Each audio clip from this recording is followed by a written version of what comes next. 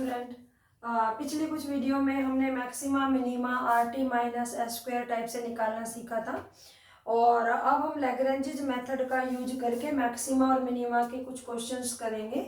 लेकिन उससे पहले कि लैग्रेंजेज से हम मैक्सिमा मिनिमा क्यों निकालते हैं, कैसे निकालते हैं, तो वो डिस्कस करेंगे। तो देखो, जब भी किसी फंक्शन का हमें मैक्सिमा या मिनिमा निकालना हो, जो फंक्शन 3 वेरिएबल्स या 3 से ज़्यादा वेरिएबल्स को कंटेन करता है, पर वन शुड रिमेंबर दैट कि जो वेरिएबल्स हैं वे दे आर नॉट इंडिपेंडेंट, वो इंडिपेंडेंट नहीं होते, they are connected by some relations. जैसे कि पीछे मैंने कुछ क्वेश्चंस कराए थे कि एक रेक्टेंगुलर पैरेललोपाइड है, उसका जो वॉल्यूम है वो गिवन है और उसका जो सरफेस एरिया है ना वो हमें लीस्ट करना है। तो अब आप देखो, वेरिएबल्स जो है ना, मैंने उसकी डायमेंशन एक्स वाई जेड ली थी। तो जब डायमेंशन एक्स वाई जेड लेते हैं तो v जो वॉल्यूम है वो कांस्टेंट है, तो v is equal to x y z constant हो गया। इसका मतलब वो जो वेरिएबल्स है ना उनको ऐसे रेस्ट्रिक्ट होना पड़ेगा कि जो वॉल्यूम है वो कांस्टेंट रहे और जो सरफेस एरिया है, सरफेस एरिया आया था 2xy plus 2yz plus 2zx, ये होगा। तो उसका जो सरफेस एरिया वो लीस्ट करना होगा। तो जो वेरिएबल्स है वो इंडिपेंडेंट ना हो, they are connected by some relation.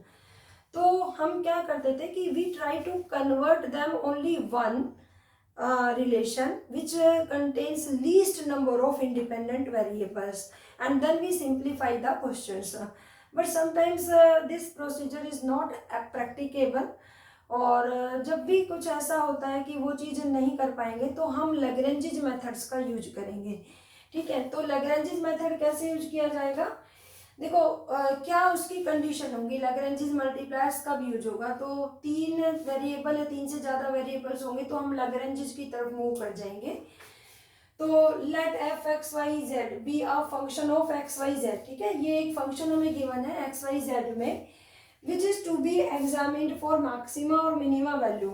मतलब सपोज करो मुझे एफ फंक्शन क्या होगा? ऑब्जेक्टिव का मतलब जिसको मैक्सिमा और मिनिमम करना है।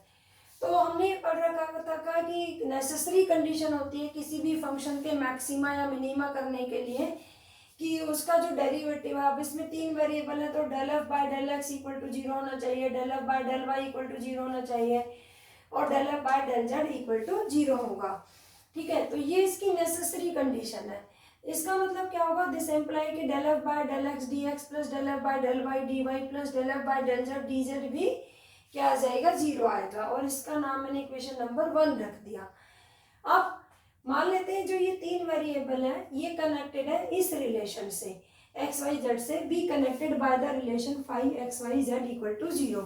ये सेम उसी क्वेश्चन की तरह से जो मैं अभी रेक्टेंगुलर पैरेललोपाइड का बता रही थी। जैसे उसमें जो एस सरफेस एरिया था ना उसको मैक्सिमाइज या मिनिमाइज करना था, तो वो मेरा एफ फंक्शन बन जाएगा जिसको मैक्सिमाइज या मिनिमाइज करना था।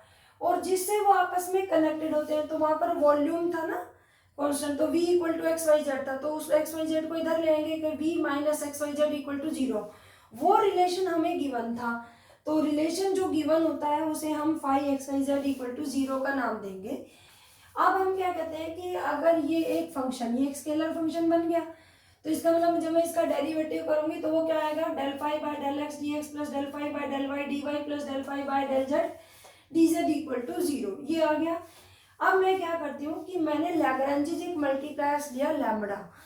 तो वो क्या कहता है कि भाई अगर इस इक्वेशन को लैम्बडा से मल्टीप्लाई कर दिया जाए तो देखो डेल एफ, और इसमें ऐड कर दिया जाए फर्स्ट में, तो देखो क्या एक्सप्रेशन आएगा? Del f by del x plus lambda times of del phi by del x, दोनों का कोफिशिएंट डी एक्स है तो डी एक्स कॉमन आ जाएगा, plus del f by del Y plus lambda del phi by del Y D Y plus this d z equal to 0। अब ये आपके पास वो एक्सप्रेशन आ गया। ठीक है, ये वैल्यू 0 है। तो अब ये 0 कब होगा? जब हमारे पास जो dx का कोफिशिएंट है वो 0 हो, dy का जो कोफिशिएंट है वो 0 हो और dz का जो कोफिशिएंट है वो 0 हो। तो इस टाइप से मेरे पास अगर 3 वेरिएबल्स हैं तो ये 3 एक्सप्रेशन आ जाएंगे इक्वल टू 0 में। यहाँ से जब मैं इसे सिंप्लीफाई करूंगी तो मेरे पास x, y और z तीनों की value in terms of lambda आ जाएगी। और मैं क्या करूंगी कि उसको सिंप्लीफाई करने के लिए इस गिवन रिलेशन का यूज करूंगी। इस गिवन रिलेशन में मैं x, y, z की वैल्यू रखूंगी और वो लैम्डा फाइंड करूंगी। तो जैसे ही मुझे लैम्डा मिलेगा तो एक्स वाई जेड की वैल्यू मिल जाएगी। तो ये कहता है इस टाइप से वो एक्स वाई जेड जो होगा, the above equation with equation second gives the value of x y z and lambda for a maxima और मिनिमा। तो जिस भी चीज को अगर पॉइंट्स पूछे होंगे तो बस यहाँ पर खत्म हो जाएगा, और अगर वैल्यूज निकालनी होगी तो एफ फंक्शन में रख के वो वैल्यू निकाल लेंगे। अब दिक्कत क्या है, इसका ड्रॉबैक क्या है कि जो स्टेशनरी पॉइंट्स आपने निकाले, जो यहाँ से वैल्यूज आई एक्स वाई जेड की, हमें उनकी नेचर के बारे में नहीं पता होता। लैग्रेंज इस बात को बताने में कैपेबल नहीं है कि इन स्टेशनरी वैल्यूज पर फंक्शन मैक्सिमाइज होगा या मिनिमाइज होगा।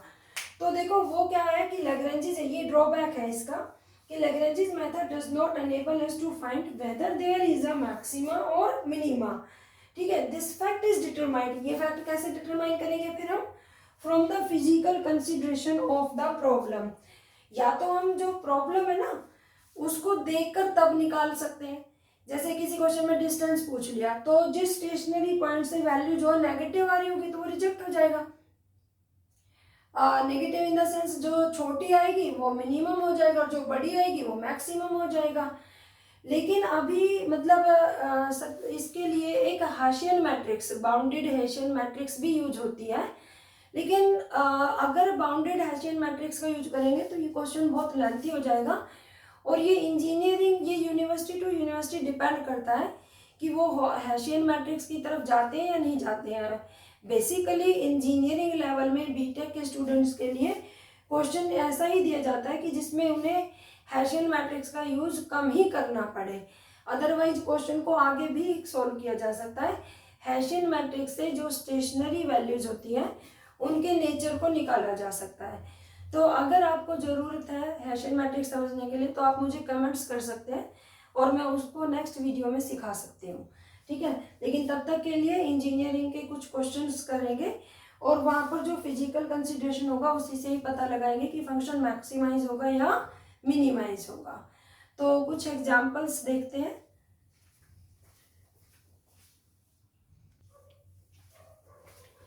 एक क्वेश्चन देखते हैं, find the maximum and minimum distances of the point this from the sphere. अब देखो ये क्या कह रहा है कि है ना, ये एक स्फीयर है, ठीक है, और 3, 4, 12 कोई आनी आर्बिट्रेरी पॉइंट है। इस पॉइंट से इस स्फीयर तक की जो डिस्टेंस है, कौन सा स्फीयर पर पॉइंट होगा जो मैक्सिमम डिस्टेंस देगा या मिनिमम डिस्टेंस देगा इस पॉइंट से। तो मैंने क्या बताया था, लैग्रेंज फंक्शन, ठीक है, हमने क्या लेना था, मान लेते हैं कि लैग्रेंज फंक्शन में दो तरीके हैं। मैंने एफ फंक्शन, ये एफ फंक्शन है जिसको मुझे मैक्सिमाइज या मिनिमाइज करना होगा, ठीक है, और इसके साथ लैम्डा लेके मैंने फाई वो फंक्शन लेना जो वो एक रिलेशन गिवन होता है। तो इस क्वेश्चन में आप पहचानिए कि हमें कहाँ क्या गिवन है। एफ फंक्शन हमें दिया नहीं हुआ है, वो हम निकालेंगे क्योंकि हमें डिस्टेंस को मैक्सिमाइज या मिनिमाइज करना है। तो मैं यहाँ पे एफ फंक्शन का मतलब है डिस्टेंस, और फाइव होता है जो रिलेशन गिवन होता है। तो रिलेशन क्या गिवन है, स्फीयर वाला, ठीक है। तो किसी हर क्वेश्चन के अंदर आपको कैपिटल एफ लिखना है जो कि objective function plus lambda times of given relation होगा, ठीक है। तो अब इस क्वेश्चन में बढ़ते हैं। पहले हम डिस्टेंस निकालेंगे, तो मैं क्या करूंगी सॉल्यूशन की, let x y z be any point on the sphere. ये पॉइंट मैंने क्या ले लिया, स्फीयर के ऊपर ले लिया, और and A is equal to 3, 4, 12 be the given point. ये मेरे पास क्या है बच्चों, गिवन पॉइंट है, ठीक है। अब मुझे इसके और इसके डिस्टेंस को क्या करना है, मैक्सिमाइज या मिनिमाइज करना है। तो मैंने मान लिया डी डिस्टेंस निकाली, क्या, दो पॉइंट के बीच में डिस्टेंस आपको भी पता है, x माइनस 3 का होल स्क्वायर, y माइनस 4 का स्क्वायर प्लस z माइनस 12 का स्क्वायर। ये मेरी डिस्टेंस आ गई। अब इस डिस्टेंस को मुझे मैक्सिमाइज या मिनिमाइज करना है, तो ये मेरा d जो है वो ही f का काम करेगा, लेकिन ये रूट में है तो d का मैक्सिमाइज या मिनिमाइज करने का मतलब है d स्क्वायर को भी मैक्सिमाइज या मिनिमाइज करना, बहुत आर इक्विवेलेंट। इसका मतलब मेरा f function is equal to d square हो जाएगा, और मैं इसे ऐसे लिख सकती हूँ, वाई माइनस जेड माइनस 12 का स्क्वायर, राइट। तो ये मेरा एफ फंक्शन मिल गया जिसको मुझे मैक्सिमाइज या मिनिमाइज करना था, और फाई मेरे पास ऑलरेडी गिवन है, ठीक है। तो एफ फंक्शन हम लिखते हैं लैग्रेंज फंक्शन, ये मेरे पास क्या हो जाएगा, F plus lambda F Sai, तो एफ की वैल्यू रखवाइए, एक्स माइनस 3 का होल स्क्वायर, वाई माइनस 4 का whole square plus z minus 12 का whole square plus lambda times. अब ये जो फाई फंक्शन है इसमें ये वन इधर है, इसको इधर लेकर आएंगे, क्योंकि आपको अगर याद हो पिछले वीडियो में phi of x y z equal to क्या होता है, 0। तो यहाँ पर ये क्या हो जाएगा, x square plus y square plus z square minus 1 equal to 0 आ गया, ठीक है। ये मेरा लैग्रेंज फंक्शन आ गया। दूसरा जो रिलेशन है ना वो यहाँ पर आप लिख लेंगे, phi of x y z is equal to x square plus y square plus z square minus 1 equal to 0। तो अब यहाँ पे देखो, उसके बाद हम स्टेशनरी वैल्यू निकालते हैं, तो डी एफ इक्वल टू 0 करते हैं, याद है वो del F by del x plus lambda del psi by del x, ठीक है। तो वो क्या होता है, फिर भी चलो मैं लिख देती हूँ, डी एफ का मतलब क्या होगा, del F by del x plus lambda del psi by del x D x plus del F by del Y plus के lambda del phi by del Y D Y plus del F by del Z plus lambda times del phi over del Z D Z is equal to 0, ठीक है, ये होता है। तो अब देखो हम इसका डिफरेंशिएशन कैसे करेंगे, आपको एक ही लाइन में एफ फंक्शन को लिख लेना है और एक ही में उसका डेरिवेटिव, दिस एम्प्लाइज। पहले आप एफ फंक्शन का derivative with respect to x करिए, तो ये यहाँ से यहाँ तक आपका एफ फंक्शन है, इसका डेरिवेटिव जब आप विद रिस्पेक्ट टू एक्स करेंगे तो केवल इसका डेरिवेटिव होगा, ये दोनों कांस्टेंट की तरह ट्रीट होंगे, तो इसका डेरिवेटिव आएगा 2 into x minus 3 plus lambda del phi by del x, del phi by del x क्या आएगा 2x, तो ये हो जाएगा 2x dx plus del f by del y 2 into y minus 4 plus इसी टाइप से ये क्या हो जाएगा, मैं इसको भी 2 लैम्बडा एक्स लिख दूं, आपको डेरिवेटिव पता ही चल गया, और ये आ जाएगा 2 lambda y plus d Y plus यहाँ पे आ जाएगा 2 into z minus 12 plus 2 lambda z, और यहाँ पर क्या आ जाएगा डी जेड इक्वल टू 0, ये आ गया। अब देखो यहाँ से हमारे पास 3 इक्वेशन आती है, क्योंकि ये एक्सप्रेशन की वैल्यू 0 है, तो इसका मतलब coefficient of D X 2 into में X minus 3 plus 2 lambda X, ये भी 0 हो जाएगा। एंड दूसरा 2 इंटू में y minus 4 plus 2 lambda y equal to 0, 2 into में z minus 12 plus 2 lambda z equal to 0। जो ये हमारे पास 3 इक्वेशन आती है ना, यहाँ से हम एक्स वाई जेड की वैल्यू निकाल लेते हैं इन टर्म्स ऑफ लैम्बडा, ठीक है।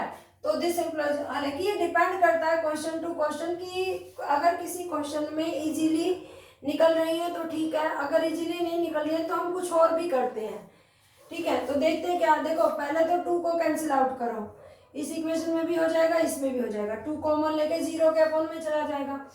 यहाँ से x प्लस लैम्बडा एक्स, तो x common 1 plus lambda is equal to क्या आ जाएगा 3, यहाँ से y कॉमन लेंगे तो 1 प्लस लैम्बडा माइनस 4 इक्वल, इधर चलो ये 4 भी उधर ले जाते हैं, और यहाँ से z इंटू में 1 plus lambda is equal to 12, this implies यहाँ से x की वैल्यू क्या आ जाएगी 3 अपॉन में 1 प्लस लैम्बडा, y की वैल्यू क्या आ जाएगी 4 अपॉन में 1 प्लस लैम्बडा, z की वैल्यू क्या आ जाएगी 12 अपॉन में 1 प्लस लैम्बडा, राइट। तो देखो x y z तीनों वेरिएबल्स की वैल्यू हमारे पास इन टर्म्स ऑफ लैम्बडा आ गई। अब बात है लैम्बडा निकालने की, तो मैंने अभी बताया था जब सिखाया था कि यहाँ से इन 3 इक्वेशन से और गिवन रिलेशन से वैल्यू निकालेंगे। ये जो गिवन रिलेशन है इसमें मैं अगर अपनी वैल्यू पुट कर दूं, ठीक है, तो मेरे पास लैम्बडा की वैल्यू निकल आएंगी। तो जरा रखवाओ, अगर इसका नाम स्टार रख दें, अगर आप नीचे लिखोगे तो इसे सेकंड वगैरह मान लेना, फिलहाल के लिए मैं इसे स्टार लिख देती हूँ। तो put in star, put the values in star, आप अपना सेकंड नंबर डाल सकते हो तो सेकंड लिख देना। तो ये क्या हो जाएगा x का स्क्वायर, तो 9/1 प्लस लैम्बडा का whole square plus 16/1 plus lambda का होल स्क्वायर, क्योंकि y स्क्वायर है, और ये 144/1 प्लस लैम्बडा का whole square is equal to 1 plus lambda का होल स्क्वायर जो है वो एलसीएम आ जाएगा, और ये ऐड हो जाएंगे 25 169, और ये आ जाएगा 1 प्लस लैम्बडा का whole square. This implies 1 plus lambda is equal to plus minus 30। तो यहाँ पर लैम्बडा की दो वैल्यू आ जाएंगी, एक अगर मैं 13 लूंगी तो 12 आएगा, -13 लूंगी तो -14 हो जाएगा। ठीक है, जैसे ही लैम्बडा की दो वैल्यू आएंगी तो इसके लिए एक्स वाई जेड की वैल्यू अलग होगी और इसके लिए एक्स वाई जेड की अलग वैल्यू होगी। तो व्हेन लैम्बडा इक्वल टू यहाँ पे लिखते हैं, काफी काम रह रहा है, व्हेन लैम्बडा इक्वल टू 12, ठीक है, अगर लैम्बडा 12 है तो एक्स कितना आएगा बच्चों, 3/13, 3/13, वाई क्या आएगा, आप ऐसे करो इकट्ठे लिख दो, 3/13, 4/13, 12/13, ये पॉइंट आएगा और इस पॉइंट का नाम मैं पी रख देती हूँ। और जब लैम्बडा हमारे पास कितना आएगा, -14, तो दूसरे पॉइंट का नाम मैं क्यू रख देती हूँ। तो क्यू देखो क्या आएगा, 3/1 -14, तो -3/13, 4 -4/13 और -12/13। ये पॉइंट पॉजिटिव आया, ये नेगेटिव आया। अब यहाँ से डिस्टेंस निकालेंगे, रिक्वायर्ड पॉइंट क्या था, ए, तो यहाँ से देखो डी जो था, तो डी डिस्टेंस जो है वो ए पी की क्या आएगी, √x - 3 का होल स्क्वायर, दैट मीन्स 3/13 -3 का होल स्क्वायर, 4/13 -4 का होल स्क्वायर, और ये क्या है 12/13 -12 का होल स्क्वायर। इसे आप सिंप्लीफाई करेंगे, देखते हैं क्या आ जाएगा। चलो 3, ये हो जाएगा 39, ठीक है, तो 13 3 जा 39, माइनस का कुछ आएगा कितना, 39 में से 3 गए 36/169, और यहाँ इसी का ही आएगा ना, नहीं, ये हो जाएगा 36 का स्क्वायर माइनस के 36 का स्क्वायर, और ये आप इसे सिंप्लीफाई कर लेना, दिस, तो यहाँ ये आएगी वैल्यू। और जब ए क्यू निकालोगे आप तो ए क्यू ऐसे आएगा, तो यहाँ पे माइनस का पॉइंट रखेंगे, तो 3/13 -3 का होल स्क्वायर प्लस -4/13 -4 का होल स्क्वायर -12/13 -12 का होल स्क्वायर। ठीक है, तो देखो ये बड़ी आएगी, क्योंकि यहाँ जब एलसीएम लोगे तो माइनस का ये आपस, यहाँ तो सब्ट्रैक्ट हो रहा था क्योंकि ये पॉजिटिव और ये नेगेटिव है, और ये नेगेटिव है, ये भी नेगेटिव, तो ऐड हो जाएंगे, स्क्वायर पॉजिटिव कर देगा।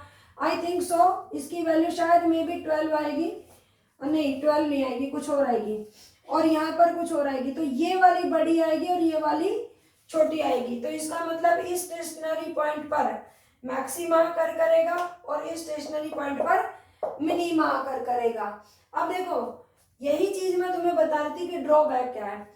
जैसे लैम्बडा की वैल्यू 2 आई, यहाँ पर मुझे पॉइंट मिला, ठीक है, लैम्बडा 12 है तो पॉइंट सी आया, लैम्बडा ये है तो ये आया। अब क्योंकि ये क्वेश्चन किसका था, डिस्टेंस का, तो डिस्टेंस में हम बता सकते हैं कि ये पॉइंट पर मैक्सिमम वैल्यू आ रही है और इस पॉइंट पर डिस्टेंस ज्यादा आ रही है, इस पॉइंट पर डिस्टेंस कम आ रही है। तो इसमें हमें हाशिन मैट्रिक्स की जरूरत नहीं पड़ी, लेकिन बहुत सारे क्वेश्चन आगे जाके ऐसे भी होते हैं जिसमें आप वैल्यू निकाल दोगे लेकिन आपको यही नहीं पता कि किसकी वैल्यू निकालनी है। ठीक है, तो वहां पर तो यही इसका ड्रॉबैक है कि आपको क्वेश्चंस देख के पता करना पड़ता है या फिर प्रोसीजर को और आगे लेकर जाना पड़ता है। ठीक है, आई थिंक क्वेश्चन क्लियर हो गया होगा, तो बढ़ते हैं आगे, कुछ और क्वेश्चंस देखेंगे तब बिल्कुल अच्छे से क्लियर हो जाएगा।